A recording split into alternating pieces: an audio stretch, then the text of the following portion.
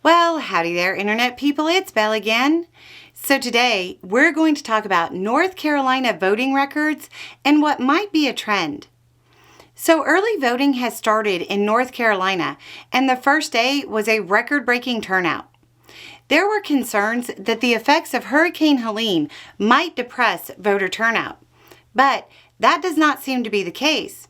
In the 25 counties hit by Helene, it's being reported that 76 of the 80 voting locations were open. The first day, 353,166 people voted. That's a record, breaking 2020's numbers by a few thousand votes. That matches the trend from Georgia, another swing state, where early voting has started that also had record-breaking days. So, what does that mean? There are two possible reads on this.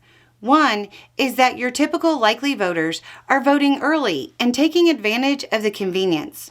The other is that we're seeing more voters engaged with this election. In other words, the unlikely voters are already starting to be visible.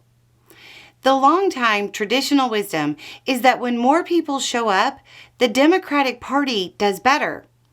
There's not actually a ton of cause and effect data to show that recently, but the idea is so ingrained that it's believed to be the basis for Republican policies that seem to be aimed at making it harder to vote.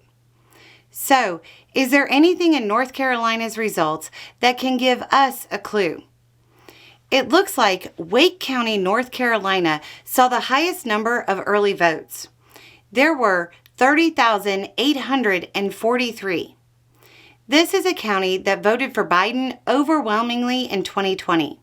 It wasn't even close.